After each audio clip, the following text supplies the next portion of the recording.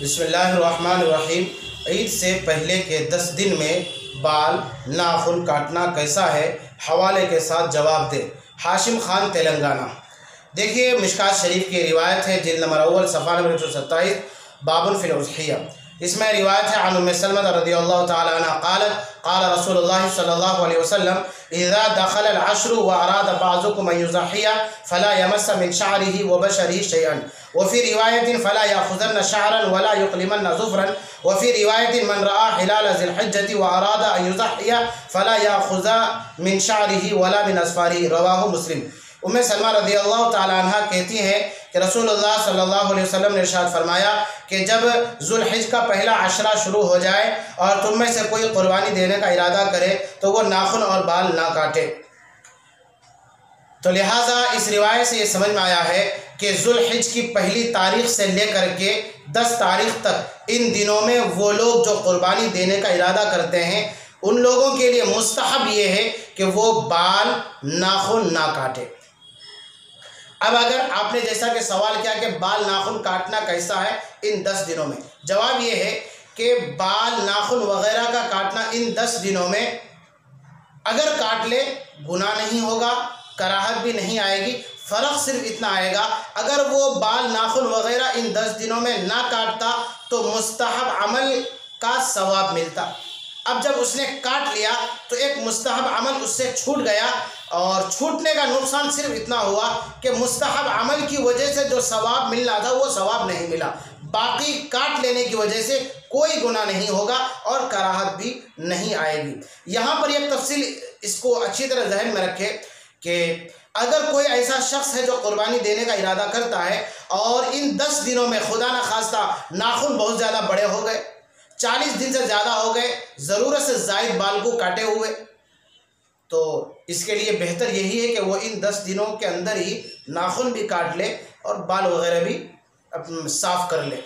बहरहाल इन 10 दिनों में नाखून वगैरह अगर काट लेता है तो गुनाह नहीं होगा। एक दूसरी बात, ये तो उन लोगों के लिए है जो कुर्बानी देने का इरादा करते हैं। जो हजरात कुर्बानी नहीं देते हैं, क्या उनके लिए भी ये मुस्तहब अमल है?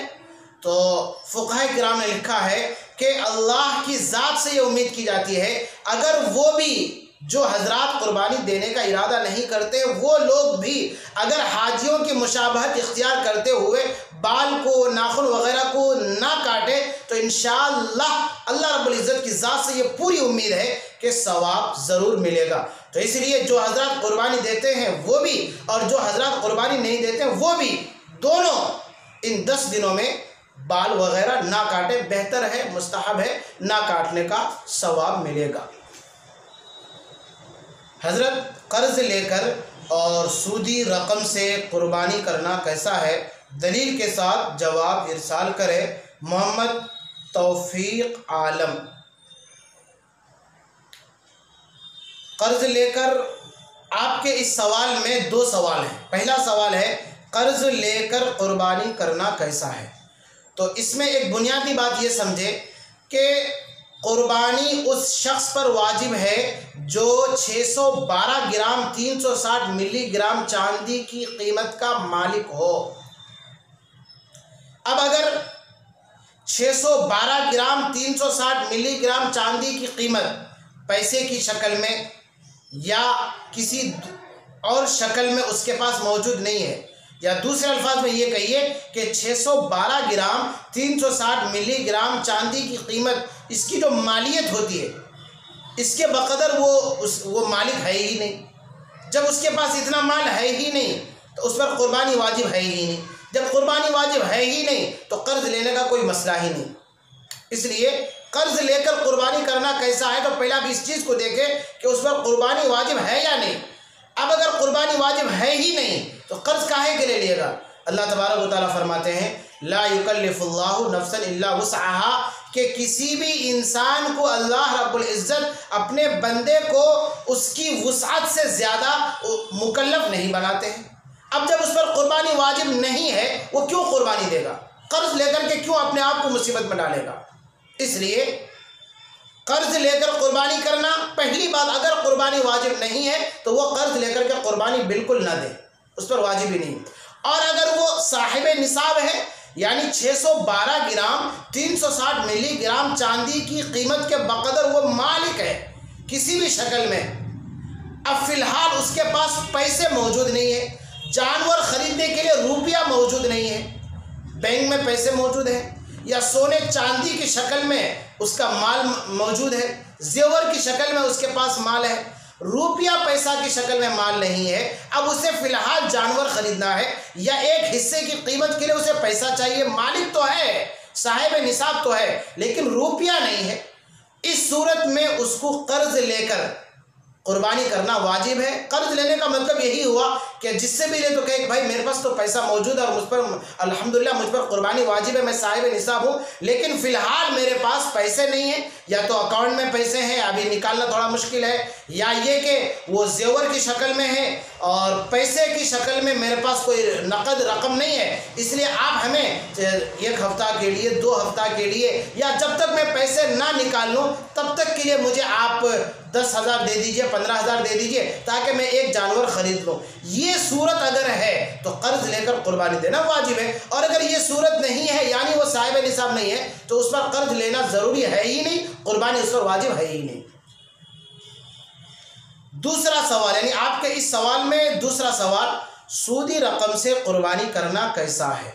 सूदी रकम यानी हराम रकम है, और एक बात यह कि जो हराम रकम है, हराम माल है, तो हराम माल का मालिक वो इंसान खुद नहीं है, अगर वो खुद इसका मालिक होता वो हराम नहीं होता, लिहाजा सूदी रकम यानी हराम माल। अब इस हराम माल पर कुर्बानी वाजिब नहीं है। इसको अच्छी तरह समझे कि अगर किसी के पास हराम माल भी आता है, हलाल माल भी आता है, दोनों आते हैं, अब हम ये देखेंगे कि हलाल ज़्यादा है या हराम ज़्यादा है। अगर हलाल ज़्यादा है तो फिर देखेंगे कि वो हलाल जो ज़्यादा है वो निसाब के बकदर को पहुंचता है या नहीं पहुंचता है। अब अगर निसाब के बकदर को वो पहुंच जाता है तो उस पर कुर्बानी वाजिब है और वो अपने उस हलाल माल से, हलाल रकम से कुर्बानी देगा। और अगर उसके ऊपर हराम माल ज़्यादा है तो उस पर कुर्बानी वाजिब नहीं। अब वो हराम माल चाहे सूद की शक्ल में आया हो, लूट मार के शक्ल में आया हो, जिस शक्ल में भी आया हो, अब हराम माल ज़्यादा है और वो हराम माल का खुद मालिक नहीं होता है, जिसका है उसको देना उसके ऊपर वाजिब है। अब वो हराम माल निसाब से कितना ही ज़्यादा क्यों ना हो जाए, उस हराम माल पर कुर्बानी वाजिब नहीं है। इसलिए सूदी रकम से कुर्बानी करना कैसा है, आप इस तफसील को जहन में रखेंगे।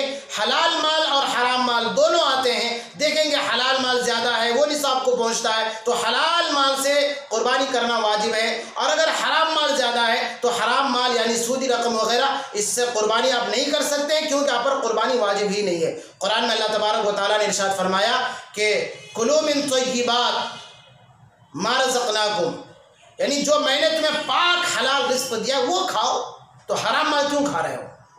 और दुर्र मुख्तार की एक रिवायत है, आप दुर्र मुख्तार या फतवा शामी खोल लें और उसमें किताबुल उज़हिया खोल लीजिए, उसमें से जो दुर्र मुख्तार की इबारत है वो आप देखें। लौकान अल खबीसु निसाबन, अगर हराम माल वो निसाब को पहुंच जाता है, ला यल्ज़िमुहु ज़कातु, तो उस पर ज़कात वाजिब नहीं है, सदका वगैरह कुछ भी नहीं कर सकते हैं आप उसको, यानी आप अपने सवाब के लिए और अपने आखिरत में ज़ख़ीरा अंदोज़ी के लिए उसे आप ज़कात के तौर पर या कुर्बानी के तौर पर इस्तेमाल नहीं कर सकते हैं। लिअन्नल कुल्ल वाजिब तसद्दुक़ अलैहि, इसलिए कि पूरा का पूरा हराम माल सदका करना वाजिब है, और कुर्बानी उस शख्स पर वाजिब है कि जो साहिब निसाब हो हलाल कमाई के ज़रिए से। लिहाजा सूदी रकम से कुर्बानी बिल्कुल नहीं कर सकते हैं। हाँ, अगर सूदी रकम कम, हलाल कमाई ज़्यादा, तो आप हलाल कमाई से कुर्बानी देंगे। अल्लाह तबारक व तआला हम तमाम को समझने की तौफीक अता फरमाए। वस्सलामु अलैकुम व रहमतुल्लाहि व बरकातुहू।